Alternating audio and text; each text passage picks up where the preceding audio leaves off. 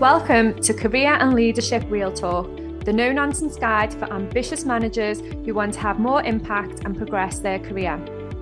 I'm Pamela Langan, a job search coach and expert CV writer specialising in helping frustrated professionals land the jobs and pay rises they know they deserve. And I'm Jackie Jagger, a leadership and mindset coach specialising in helping newly promoted and new to role leaders to avoid the dickhead trap and lead with confidence. Between us, we've helped hundreds of leaders and managers to find new roles, take ownership of their careers, and handle the challenges that job searches and leadership responsibility inevitably bring.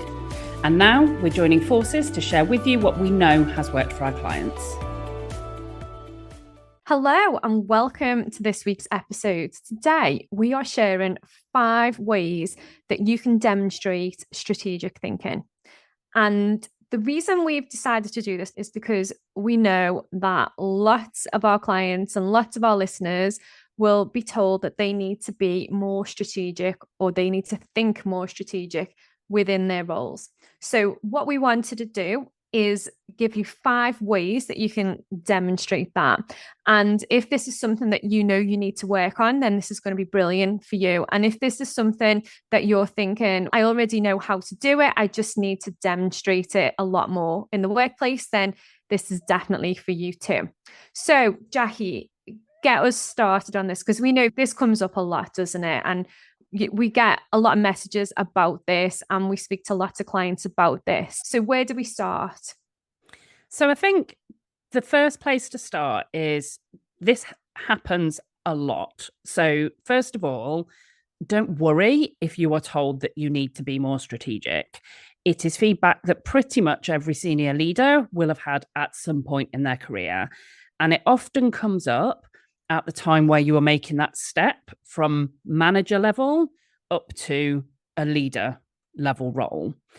And people are terrible at being able to give you hints or tips or specifics around what does be more strategic actually mean. So we're going to define what we mean by it, and we're going to talk about when you need to demonstrate it versus when you need to develop it. We'll share those tips on how to demonstrate the ability you already have, because for most people, once they hear the definitions and distinctions, they recognize that they probably have more of that capability than they might be demonstrating. Yeah, and that's the thing, isn't it, with strategic thinking or being more strategic, when you get that feedback, often you don't really know what to do with that feedback, do you? It's the person delivering that feedback obviously knows, but if you're not sure and you've not been able to ask them or unpack it with them, then if they're giving you that feedback, then it's good for you to start thinking, okay, what do I need to do? Okay, so some of the definitions then relating to strategic thinking, where would we start with the definitions? So I define these as strategic thinking is the first part of the process. You've got strategic thinking and strategic planning, and those are the things that happen before you take action that guide and direct what action you might take. So strategic is about being able to achieve the goals that you want to achieve with the resources that are available to you. And the thinking piece is considering different options, ideas, potential solutions, and being able to weigh those up. And then the plan is about taking that thinking and almost building a bridge between that and the action taking. So it's putting that together cohesively. And the planning is not something that you do once and that's it. Strategic planning is something that gets refined. So for me, strategic often means longer range. It often means considering different perspectives. The classic example is big picture thinking is strategic. But again, that's not really specific enough to be able to do much with it. At its core, it's about being able to consider, how do I get the results that I need with the resources that are available to me? And how do I consider different alternatives and different ways to go about it that I might then want to put into my plan? Yeah, and I think that's a great way to break it down there, because there is that real kind of fear around, I feel, around being strategic, because what do I need to do? How much detail do I need to go into? And actually, is it about the detail, or is it more about the bigger picture thinking? But if you're not sure where to go with it, you can get yourself tied up in so many knots around what it is and it isn't. So I think that is brilliant that you've broken it down there, and you can see the difference in the thinking and the planning aspects around that. Okay, then. So, in terms of developing strategic thinking or demonstrating strategic thinking, obviously there's a difference there as well, isn't there? Depending on where you're up to in your career. So, what is the difference? This is a great question for people to ask themselves, because before you can demonstrate it, before you can get other people to perceive you as being more strategic, you need to know whether or not it's simply a case of showing the capability you already have, or whether it's actually something that you need to develop. So there are some questions that you can ask yourself to think, is this an area that I need to develop in? So do you find it easy to link short-term actions to long-term goals? Do you tend to naturally see longer range, bigger opportunities? Do you tend to foresee obstacles and have contingency plans that are associated with those? Or do you tend to be quite in the here and now and the day to day and all of that operational firefighting? Do you naturally weigh up risks? Do you naturally see patterns in data? Do you naturally have that ability to take a calculated risk and accept that things may not always work out? Or do you find that quite difficult? And if you're listening to that and recognizing that you need to develop your strategic ability, that's totally fine.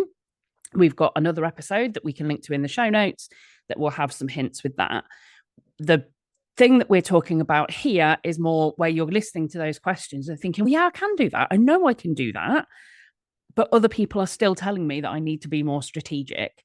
That's the time where you're looking at, how are people perceiving you, and how do you shape that perception by demonstrating more of that capability that you already have.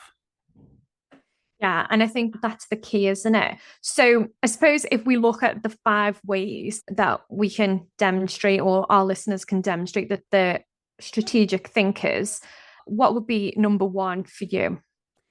Number 1 is one that we have talked about numerous times in different episodes on the podcast.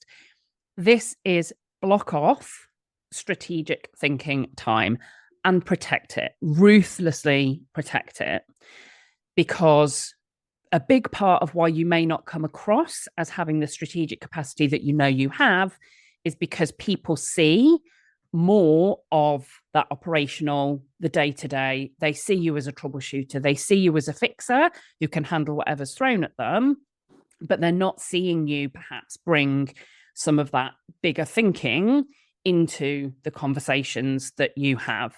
So you cannot expect that you will have these amazing strategic thoughts at the same time as you are doing the firefighting. You've got to create that time and that capacity for yourself. And this comes, again, what we've talked about before, to what environment do you do your best thinking is often very different to the environment where you do your best doing.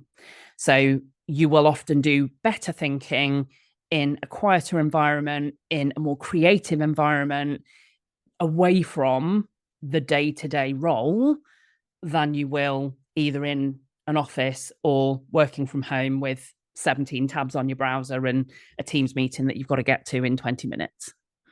Yeah, and I think that is one of the things that I found within my own career that really helped me blocking off that strategy time, but also doing it at a time where I knew I could really dedicate some thought to that time as well. Because if I plan that in, for example, on a Monday morning, when everything's go, there's absolutely no chance that I'm going to get anything done. People are going to be coming to my desk.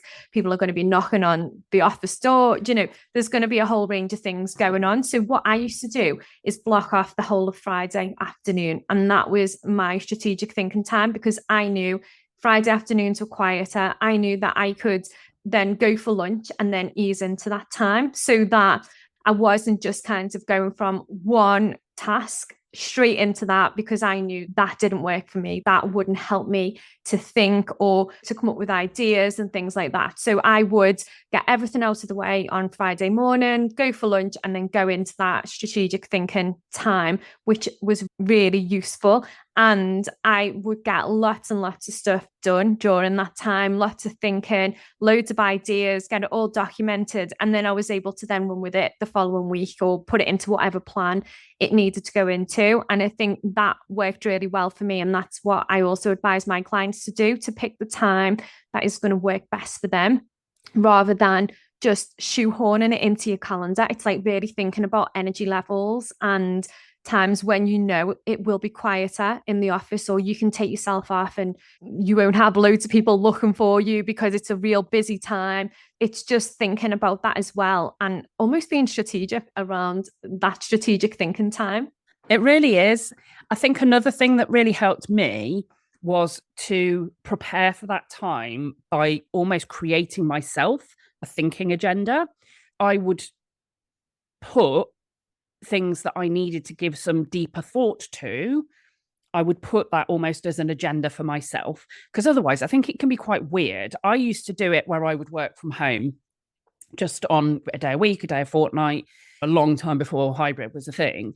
And I used to find that if I just worked from home without having a specific agenda or problems that I wanted to solve or things that I wanted to give thought to, then I fell back into the habits of answering emails, taking phone calls, doing all of those other things. But when I came through the week and thought, I need to give some proper thought to that, if I wrote those things into that agenda for myself, then when I came to the day, I might have 3, 4, 5 things that I wanted to be able to think about or ponder or research. And that then gave me the structure for how to use the time when I had it.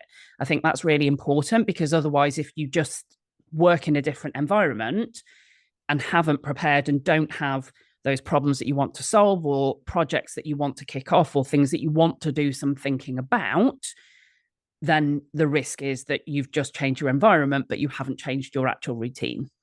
Yeah, and I totally agree with that. And one of the things that I also did was had a section in my planner where I would write down those things, because sometimes they come in and they can go straight back out your brain and you'll forget about them.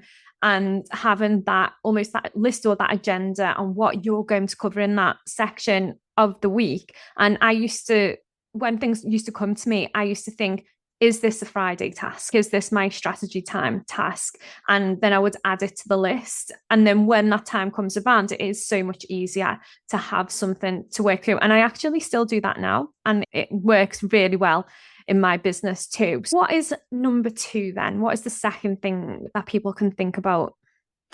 Number 2 is being the person to zoom out. And what I mean by that is when you're in a meeting, the number of times that a discussion can be very bogged down in tactics, in what are we going to do this week or what comes next, or pros and cons that can become about personal opinion. If you are the person to zoom out, what that means is you remind people to connect the here and now with the longer term vision. So it might be talking about what's this in aid of, what problem are we trying to solve, so that I can give my perspective on which I think how they weigh up. Remind me, what problem are we trying to solve here? If we zoom out and look at the objectives that we've got as a function or as a department or as a business, how does this fit into that? So you become the person that reminds other people not to get blinkers and short range vision, and you become the person that completely reminds other people of this longer time frame, of the bigger picture, of the goals and objectives that these day-to-day resources are being directed towards. Yeah, definitely. And I think, as you said, zoom out, I was thinking zone out, especially depending on the meeting that you're in. But that's a podcast for another day. But in terms of zooming out, I do think that is something that really makes you stand out as well within those meetings as somebody who is strategic, somebody that's not going to get mixed up in all of that lower level tactical stuff, because that's not what the focus is. And I think when you're in a meeting with somebody that has the ability to really zoom out and go, what are we actually focusing on? What is the purpose of what we're trying to achieve? It really does stand out. And I think that also links in with personal branding as well, because if you can be the person that can really zoom out and show that you are that strategic thinker, then I think that ties in really nicely with your personal brand and how you're coming across as the senior leader or as a leader who is trying to progress within that organization. It adds so much value. It really does, because it is so easy for people to get caught up in the day-to-day. If you're in marketing and people are debating, should you be on Facebook or should you be on TikTok? The point is, who knows? Because what goal is it we're trying to achieve? What problem are we trying to solve? What is this campaign in aid of? You need that longer range. You need that bigger picture to know the answer to some of these things. So it can add value, and it can also ease frustration, because your temptation, if you keep that strategic thought inside your head, you might know this is the reason why, but you just get caught up in that discussion or debate about pros and cons of one approach versus another. If you're that person that zooms out, what you do is get other people directed back to the reason why you have the stance that you do and why you're proposing the solutions that you're proposing. So it helps to add value to the business, and it helps to bring people back to the understanding of why what you're proposing makes sense in that context. Yeah, there's so much behind that, isn't there? There's so much in almost developing that as a skill for yourself. It's something that you do need to practice, because it is easy to get sucked in, isn't it? We've all been in those meetings and you get sucked in, and next minute time's up, or the meeting's gone over, or people are getting frustrated within that meeting. And I think it's a real skill that you can start to develop. I don't think it's something that just can come naturally. So maybe it can to some people, but I do think it's something that you need to really start thinking, I am going to do this, and start using it and start practicing it to make it feel more natural as an approach for yourself. Yeah, definitely becomes more natural the more you do it. Okay, so number 3 then, what is the third tip? I love this one. This hit hard for me when I first heard it, and it's be fixed on your goals and flexible on your approach. And so often we get this arse about face, and we get really tied into doing the things in the order. We've got a plan. We're going to do this and do this. And people get fixed on the methods and on the approach and lose sight. So it really follows on from what we were just talking about. But the point with strategy and with strategic planning, like I said earlier, it's not that it's something that you do it once and that's it. Things will change. New information will come to light. A plan can only be as good as it can be at the point that you create it with the information that's available and known to you at that time. And if you are someone who is continually learning, continually developing, continually taking on board feedback and new data, of course, over time, some of that will create the situation where that plan needs to change. So it's about that constant reminder that the goal and the outcome is the bit that is fixed, but you have to be adaptive. You have to be willing to flex and to shift and to adopt that willingness to shift in the context of based on what we know now, this is the best way to get from here to there. Yeah, and I think that's key, isn't it? And I absolutely love that you're fixed on the goal but flexible on the approach, because we all get tied up, don't we, in that detail. And it's good to have that as almost a motto, isn't it? We're fixed on the goal, but we're flexible on the approach. We need to achieve this specific thing, and it doesn't matter how we do it, but we're going to achieve it. And I think once you take that pressure off, it makes it so much easier to be able to move forward as a team, as a department, to achieve things. So number 4 then. So number 4 is getting into more of the risks and the opportunities, isn't it? So what is the 4th thing that people can do? So this is really considering and bringing into other people's view the risks and opportunities that are associated with the external environment. So you need to be aware of what might happen if, of different scenarios, of different things that could happen. And some of those are more predictable and some of them less so. And when you are the person who is aware of that and aware of more of the external environment, then you can bring that into your communication and your approach, and you can talk about opportunities that might come up because of external changes, because of legislation change that might be coming up, because of things like AI is a great example of this. If you're the person that's aware of the progress of AI and then talking about how can we as a business or how can we as a function mitigate the risk associated with widespread adoption of AI, and how can we create opportunity for ourselves with it, then you're getting ahead as opposed to scrambling to react once that situation has shown itself so much in your face that you can't avoid it anymore.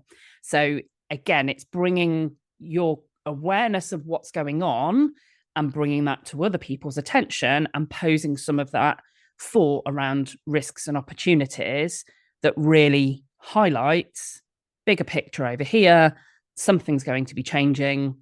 Does that give us opportunity to do more with the resources we've got? Does it give us an opportunity to achieve a better result or achieve a result more quickly or more easily? Or does it present a risk or an obstacle that we need a contingency plan for?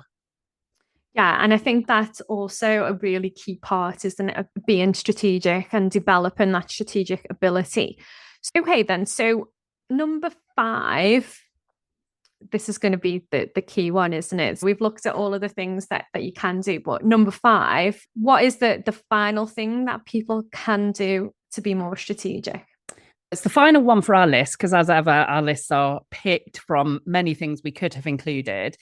But for 2 coaches, it's not surprising that number 5 is ask more powerful questions.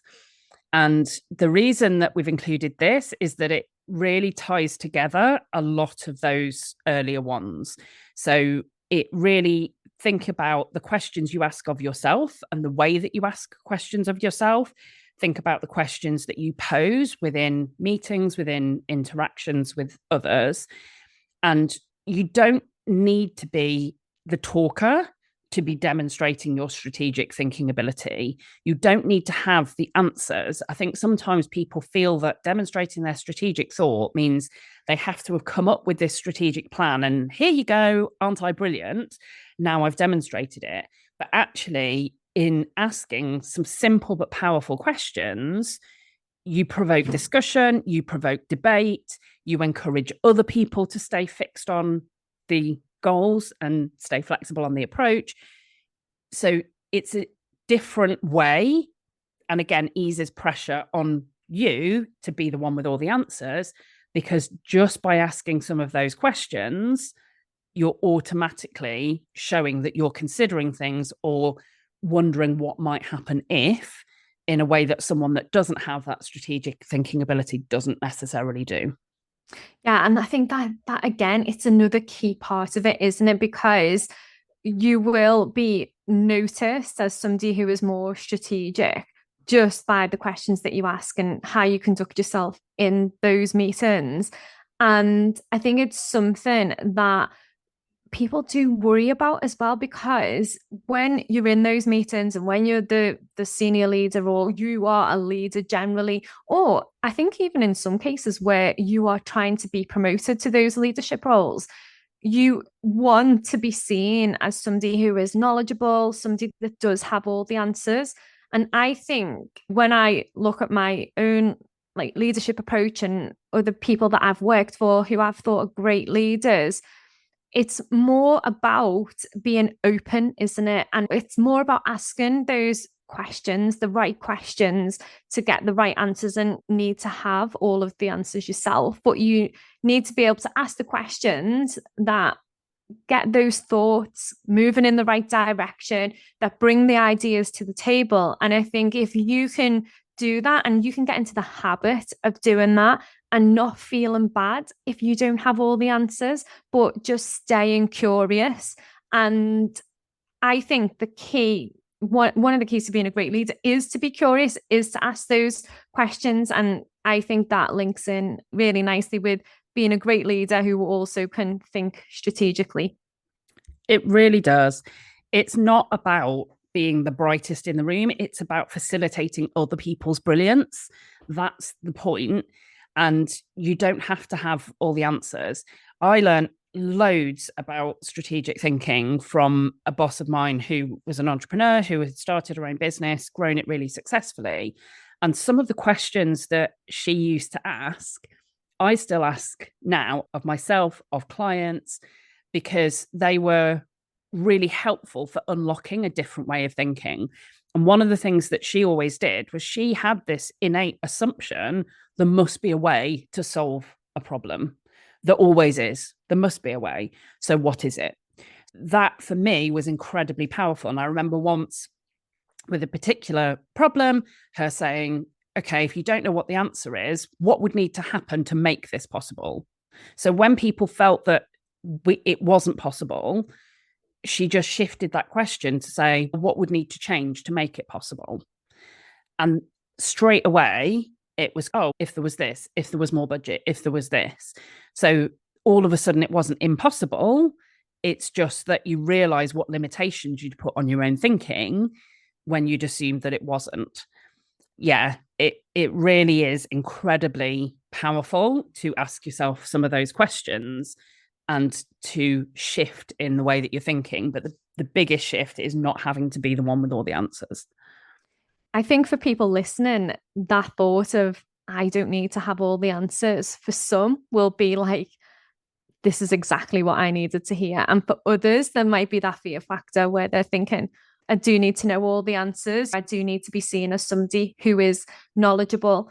And that's fine. But I think you also can start to think about being more strategic and bringing other people almost into the conversation, bringing other people into the room. And like you say, using their brilliance to really drive the business forward. I think that's probably the key thing, isn't it, out of all of this? It's not just creating a bottleneck with yourself. It's about looking at what everyone else can bring to the table.